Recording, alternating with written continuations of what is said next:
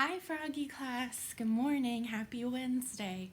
We are going to start by saying hi to each other with a video looking at our name cards. And when you're looking at them, I want you to see if you notice a pattern in the way that the names are laid out on the floor. All right, let's take a look. Okay, let's take a look at our names. Hi Bridie, hi Audrey, hi Gabe, hi Ben, hi Isla, hi Maggie, hi Madalena, hi Charlie. So let's look at all of these name cards. What do you notice about them? Are they in a pattern at all? What do you think? They are in a pattern. So your cards are in a pattern that goes up, down, up, down, up, down, up, down. That's the pattern that they're in. All right, I bet you did a good job figuring out what the pattern was. It was up, down, right? We are gonna do another pattern activity in a different video that I'm sending home, and then you'll also get some pattern work to do if you want to print it out and work on that, or you can even make your own patterns at home with your own little toys or drawings, however you want to do it, okay? So let's get started now for circle time, and we're going to pray like we always do. Ready? Open and shut them, open and shut them, give a little clap. Open and shut them, open and shut them, fold them in your lap. Dear God, thank you for today's sunny day, and thank you for all of the children in the Froggy class. Please keep them safe and help them to have fun with their families. Amen. All right, let's get our calendar out. It is still April. Remember, Easter was a couple days ago. We're in the middle of the week. We're in the middle of the month already. And today's number for the date is 15. That was our number of the week a couple weeks ago. There's a 1 and a 5. So let's count all together all the way to 15 like we would do at school. Ready? 1, 2, 3, 4, 5, 6, 7, 8, 9, 10, 11, 12, 13, 14, 15. That's today. Wednesday, April 15. Good job counting.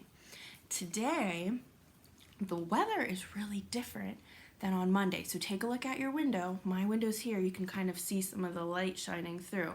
Take a look out and then come back and tell me what the weather's like.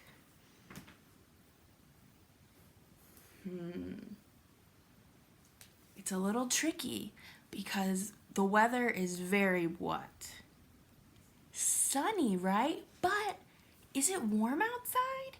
If you crack your window open a little bit and feel the air, it's actually not warm. It's sunny, but it's pretty chilly out too. So sometimes you can have both, right? But I'm glad that it's not super rainy again, so maybe we could go outside on a walk today. Okay, the next thing that we're going to do is practice our poem, all right? Do you remember how it goes? We can make it ourselves, our own hand motions. We start with the beehive like this, ready? And if you listen, there are some rhyming words in this poem too, just like our poem from last month. So listen very carefully while I say it and see if you can hear any of the rhyming words. Ready? Here is the beehive, but where are the bees? Hiding away where nobody sees. Watch and you'll see them come out of the hive.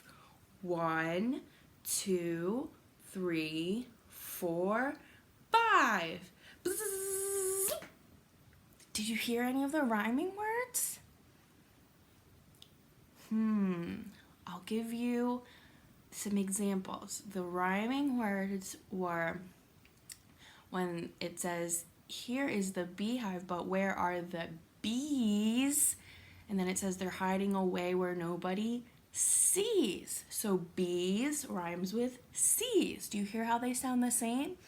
And then hive, the word hive. Watch and you'll see them come out of the hive. And then when you count to 5, 1, 2, 3, 4, 5, 5 rhymes with hive. So there's more rhyming words. A lot of the time, poems that we read in school have rhyming words in them, right? Good job. We are going to say our poem together at the end of April like we would normally do at school, all right, in our Zoom meeting. And we have a Zoom meeting like usual this Friday too, so we'll see you there at that time. I'm going to read us our book, but before I do that, I want to tell you something else that's going to be in another video. Do you remember what our letter of the week is? It's V, right? So you get 2 straight lines and then they become a V. And some of you made your letter V's into a vase that holds flowers, and some of you made your letter V's into a volcano. And I'm going to put another video on here with Miss Priscilla. She is from the pre-K class, and she did a really cool science experiment where you make your own little volcano at home. It's really cool, so I think you'll like it. All right. We're gonna read our story next. Do you remember the title of our story? It's The Very Hungry Caterpillar, and there's our letter of the week. V. That's the letter of the week. Do you remember any of the foods that the caterpillar eats in the book? What are some of the foods he eats? Go ahead and tell me. I hear some good ones. Something I was thinking that I remembered he eats is that he eats a bite out of a lollipop, which I've never seen a caterpillar eat candy before. So while we're reading, let's see all of the foods he eats, and then maybe you can think of which foods he eats that you really like to eat too. Alrighty, you ready? The Very Hungry Caterpillar by Eric Carle. In the light of the moon, a little egg lay on a leaf. One Sunday morning, the warm sun came up, and pop! Out of the egg came a tiny and very hungry caterpillar. He started to look for some food. On Monday, he ate through 1 apple, but he was still hungry. On Tuesday, he ate through 2 pears, but he was still hungry. On Wednesday, he ate through 3 plums, but he was still hungry. On Thursday, he ate through 4 strawberries, but he was still hungry. On Friday, he ate through 5 oranges, but he was still hungry. Wow, he really needs to eat a lot of food here.